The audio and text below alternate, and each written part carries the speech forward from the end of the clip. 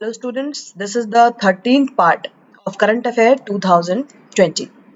Student ये जो पहला न्यूज है, PM started 3 petroleum projects in Bihar. प्रधानमंत्री श्री नरेंद्र मोदी जी के द्वारा बिहार में 3 पेट्रोलियम प्रोजेक्ट शुरू किए गए हैं, जिनमें से जो पहला है वो है दुर्गापुर, वेस्ट बंगाल। दुर्गापुर कहाँ है? पश्चिम बंगाल से लेकर के बांका, बिहार तक गैस पाइपलाइन बिछाए जाने की बात है। दूसरा हरसिद्धि, पूर्वी चंपारण में, और तीसरा LPG बॉटलिंग प्लांट बांका में। तो इन 3 पेट्रोलियम प्रोजेक्ट्स की अनाउंसमेंट की गई है प्रधानमंत्री जी के द्वारा सितंबर 2020 में, और इसके लिए जो कुल राशि है वो 900 करोड़ बताई गई है। दूसरा जो न्यूज है that is 170 hospital connected to Ayushman scheme will have corona treatment. Corona के पेशेंट्स के ट्रीटमेंट के लिए 170 हॉस्पिटल्स को आयुष्मान स्कीम से कनेक्ट किया गया। तो ये स्टूडेंट आयुष्मान स्कीम जो है उसको हम मोदी केयर भी कहते हैं। इसका बहुत सारा नाम है, इसको हम मोदी केयर के नाम से भी जानते हैं, ठीक है, और आयुष्मान भारत योजना के नाम से भी जानते हैं।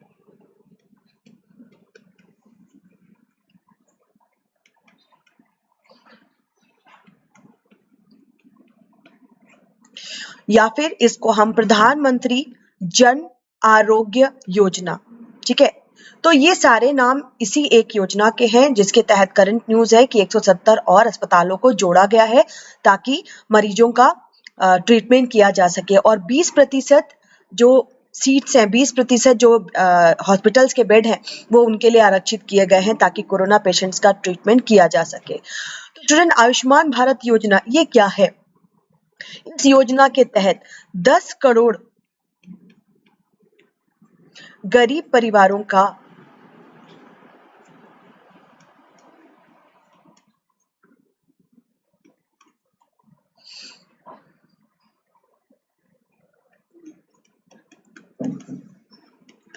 को 5 लाख का बीमा सुरक्षा कवर दिया जा रहा है।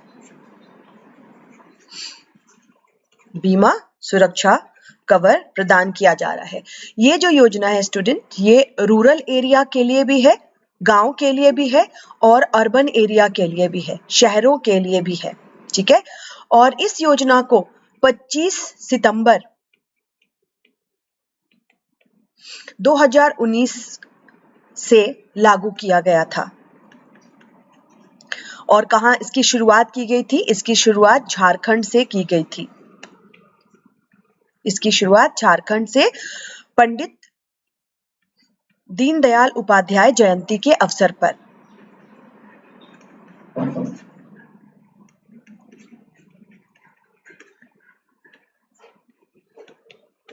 जयंती के शुभ अवसर पर इसकी शुरुआत की गई थी।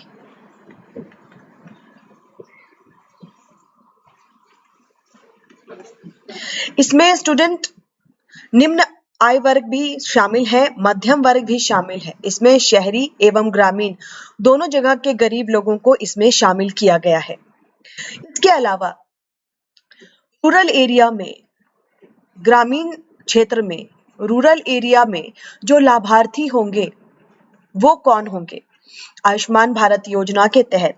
तो पहला, जिनके पास कच्चा मकान है, जिनके पास कच्चा मकान है, जिनके परिवार में, हाउस होल्ड्स में वयस्क सदस्य नहीं है, कमाने वाले वयस्क सदस्य मतलब 16 साल से 59 साल के बीच के सदस्य नहीं है, तो ये भी लाभार्थी होंगे। इसके अलावा अगर महिला मुखिया है, महिला मुखिया मतलब जो हेड है घर की, वो अगर महिला है तो वो भी इसके लाभार्थी होंगे। अगर उस परिवार में कोई दिव्यांग है तो वो भी इसके लाभार्थी होंगे। इसके अलावा शेड्यूल कास्ट, शेड्यूल ट्राइब एवं दिहाड़ी पे काम करने वाले मजदूर भी इसके लाभार्थी होंगे। रूरल एरियाज में जो बेघर हैं, जिनके पास घर नहीं है, मजदूर और आदिवासी, ये सारे इस योजना के अंतर्गत लाभार्थी होंगे। इसके बाद अगर हम अर्बन एरियाज की बात करें तो आयुष्मान भारत के लाभार्थी अर्बन एरिया में जो बेनिफिशियरी होंगे स्टूडेंट, वो खासकर असंगठित क्षेत्र के मजदूर होंगे। असंगठित क्षेत्र किसको कहते हैं? असंगठित क्षेत्र के मजदूर जहां पर ना तो कोई पेंशन योजना है, ना ही कोई सामाजिक सुरक्षा है। उसमें कौन कौन से लोग आते हैं? जैसे बढ़ई हो गया, बढ़ई का काम करने वाले लोग हो गए, कुली का काम करने वाले लोग हो गए, सफाई कर्मी हो गए, ये सारे इसके लाभार्थी होंगे। ठीक है। अच्छा, इस योजना के अंतर्गत स्टूडेंट एक और इम्पोर्टेंट बात है कि हर एक अस्पताल में एक आयुष्मान मित्र होगा जो कि इस योजना के लाभार्थियों की मदद करेगा। और इस योजना के अंतर्गत अगर कोई अस्पताल में अपना एडमिशन कराता है, अस्पताल में अगर वो जाता है तो उसको कोई चार्ज नहीं लगता। तो ये प्रधानमंत्री पीएम मोदी की बहुत ही इम्पोर्टेंट योजना है। ये योजना जो है यूएसए में जब ओबामा थे तो उन्होंने यूएसए में ओबामा केयर नाम से ये ऐसी योजना शुरू की थी। उसी के तर्ज पर यहाँ पर मोदी केयर के नाम से इस योजना का शुरुआत किया गया। पीएम जन आरोग्य योजना या मोदी केयर, इसके बहुत सारे नाम हैं। और जो मुख्य बातें थी स्टूडेंट वो मैंने आपको बता दी। 10 करोड़ गरीब परिवार को 5 लाख का बीमा कवर। 25 सितंबर 2019 से ये योजना लागू हुई थी। कहाँ से? झारखंड से, पंडित दीनदयाल उपाध्याय जयंती के सुअवसर पर। तीसरा जो न्यूज है स्टूडेंट, वो न्यूज है पीएम लॉन्च मत्स्य संपदा योजना। प्रधानमंत्री श्री नरेंद्र मोदी जी के द्वारा मत्स्य संपदा योजना लागू की गई। अब देखो, ये योजना कोई नई योजना नहीं है। ये बजट 2019-20 में भी इस योजना के बारे में बात की गई थी। बजट 2019-20 में भी ये बात की गई थी और आत्मनिर्भर भारत में भी इस योजना के बारे में अनाउंस किया गया। आत्मनिर्भर भारत जो हमारे प्रधानमंत्री के द्वारा अनाउंस किया गया था, उसमें भी इस योजना के बारे में बताया गया। तो स्टूडेंट, इसकी जो मुख्य बातें हैं, मत्स्य संपदा योजना, इसको हम कहते हैं PMMSY, प्रधानमंत्री मत्स्य संपदा योजना। ये जो है 10 सितंबर, इसके बारे में जो मुख्य बातें हमारे प्रधानमंत्री जी ने कही है 10 सितंबर 2020 को। ठीक है। इसकी शुरुआत बिहार से की जा रही है। इसकी शुरुआत बिहार से की जा रही है। इसके अंतर्गत एक और अनाउंसमेंट किया गया है, मोबाइल ऐप। इसके अंतर्गत एक मोबाइल ऐप ई गोपाला, मोबाइल ऐप का नाम है ई गोपाला। ई गोपाला की भी शुरुआत की गई है। ई गोपाला क्या है? जो एनिमल हस्बेंड्री या पशुधन है उसके लिए ई मार्केट प्लस, इसके बारे में सूचना पोर्टल खोला जाएगा। तो ये दो चीजें पीएम मोदी जी के द्वारा कही गई हैं और इस पर 20,000 करोड़ खर्च करने की बात की गई है। स्टूडेंट, इसका टारगेट क्या है? इसका टारगेट, फिशरी सेक्टर के बारे में बताने के पहले मैं इसका टारगेट बता दूं। प्रधानमंत्री मत्स्य संपदा योजना, इसका टारगेट जो है मछली उत्पादन को बढ़ाना। मछली उत्पादन को 150 लाख टन, मछली उत्पादन को 150 लाख टन से बढ़ाकर 220 लाख टन करना है। तो ये जो टारगेट है स्टूडेंट, इसको बिल्कुल याद रखिएगा। 220 लाख टन करना है और टारगेट है 2024-25 तक, मतलब अगले 4 सालों में मछली का उत्पादन 150 लाख टन से बढ़ा करके 220 लाख टन तक पहुंचा देना है। इसके बाद जो सेकेंड टारगेट है, मत्स्य का निर्यात या एक्सपोर्ट, इसके एक्सपोर्ट को बढ़ा देना है और 1 लाख करोड़ तक कर देना है। ये कुछ आंकड़े याद रखने वाले हैं। कब तक करना है? 1 लाख करोड़ 2024-25 तक। ठीक है। तीसरा, मछुआरों की और किसानों की आय को दुगना करना है। मछुआरों प्लस किसानों की आय को दुगना करना है। वैसे किसान जो मत्स्य पालन भी कर रहे हैं उनकी आय को दुगना करने की इसमें बात की गई है। ठीक है।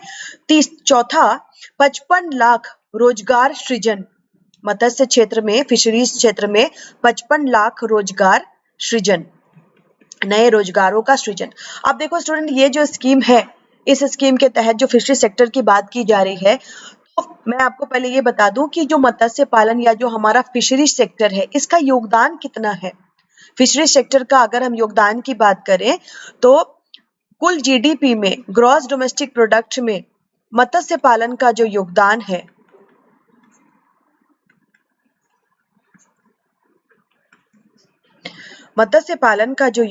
है वो है 1.24%। 1.24%, बहुत ही कम योगदान है। तो इसलिए भी ये जरूरी है मत्स्य पालन, ये जो मत्स्य संपदा योजना लाई गई है ताकि ग्रॉस डोमेस्टिक प्रोडक्ट हमारे जीडीपी में इसका कंट्रीब्यूशन भी बढ़ाया जा सके। साथ ही साथ मत्स्य पालन का कृषि क्षेत्र में कितना योगदान है, तो मत्स्य पालन का कृषि में योगदान है स्टूडेंट 7.28%। ठीक है, अब देखो ये हमारा इकोनॉमिक सर्वे के अनुसार share of agriculture and allied sector, कृषि एवं संबद्ध क्षेत्र, कृषि एवं संबद्ध क्षेत्र, कृषि एवं संबद्ध क्षेत्र का क्या सकल मूल्य वर्धन, ग्रॉस वैल्यू एडिशन, सकल मूल्य वर्धन कितना है हमारे जीडीपी में, इनका क्या योगदान है। ठीक है, तो देखो एग्रीकल्चर का जो टोटल योगदान है 2017, 18, 19 के आंकड़े देखो 16%। ठीक है, उसमें से एग्रीकल्चर एंड अलाइड एक्टिविटीज मतलब इसके जो संबद्ध क्षेत्र है, क्रॉप मतलब फसल का योगदान, राइट, लाइव स्टॉक मतलब पशुधन का योगदान, वानिकी का योगदान और मत्स्य पालन का योगदान। ठीक है, तो मत्स्य पालन का योगदान देखो 2017-18 के भी आंकड़े हम देखें तो 1.1% है ना, अभी 1.24% है। सबसे ज्यादा फसलों का योगदान है, उसके बाद पशुधन का योगदान है, फिर वानिकी का, तब मत्स्य पालन का। तो कृषि एवं संबद्ध क्षेत्रों की हम बात करें तो सबसे कम योगदान मत्स्य पालन का है।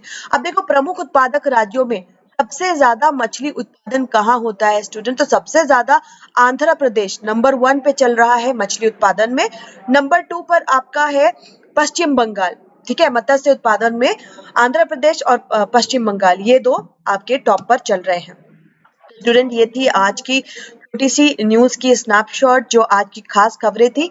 और स्टूडेंट आप लोगों के लिए अनाउंसमेंट मैं कर दूं कि 20th ऑफ सितंबर से यूजीसी नेट के लिए मैं बैच शुरू करने वाली हूं। अगर आप लोगों में से किसी को इसमें एडमिशन लेना है तो इस नंबर पर आप संपर्क कर सकते हैं। तो आज के लिए इतना ही स्टूडेंट, और आपके लिए ऐसी ही और सीरीज लेकर के मैं लगातार आती रहूंगी। आज के लिए इतना ही।